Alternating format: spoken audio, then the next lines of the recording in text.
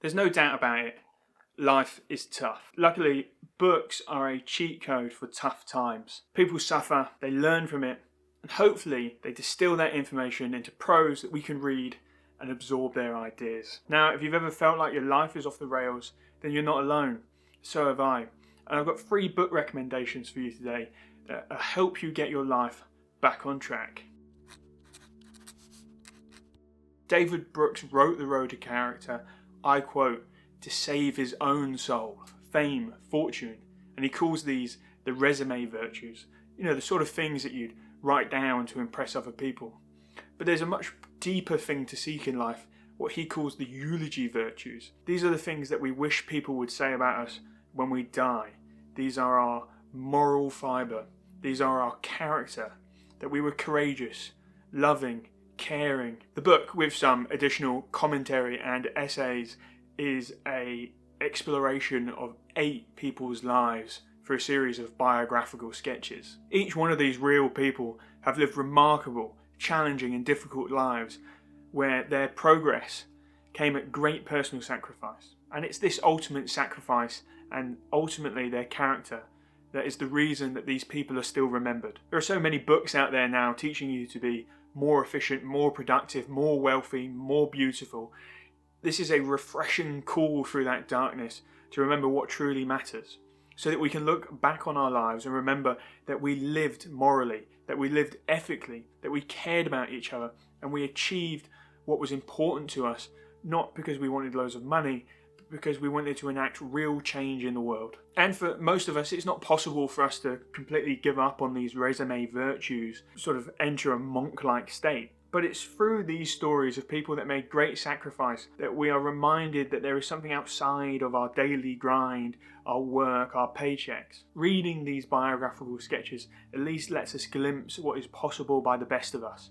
And by reading them, it can be a real course corrective to your own life. And though we may never reach the same ideals that these characters did, we might just make a few small changes to our own lives. It's a common plight. We feel that there's something inside of us bursting to get out, but we can't quite do it.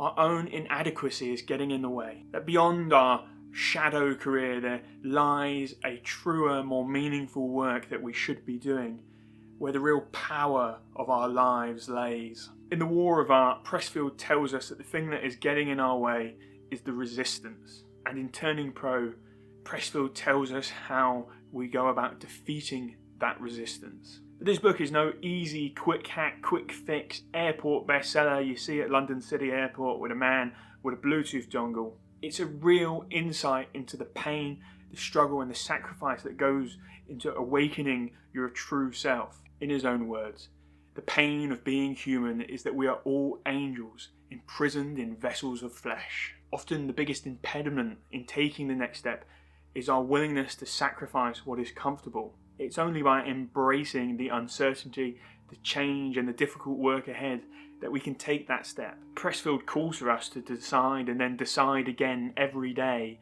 to turn pro, to wait no longer, to treat ourselves and our work with the self-respect that it deserves. And it doesn't matter if your life doesn't pertain to art or writing. The message here is true of any discipline. At a sufficient level of devotion, all disciplines become art. How would you feel if you spent days walking through the bitterest, coldest and most severe terrain in the United States, carrying such a load that with every step you collapse almost to your knees through heavy snows? There is no respite to this pain. There can be no breaks. The work must continue until it's done. This is what is asked of us in The Comfort Crisis by Michael Eater. That in fact, discomfort could be just the thing that we need. Why have we all become so anxious, so depressed? Eater contends that it's our comfortable lives that is causing this.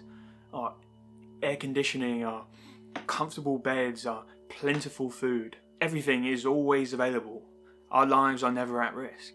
Everything has become easy. The human spirit is not built for ease, it is built for adversity.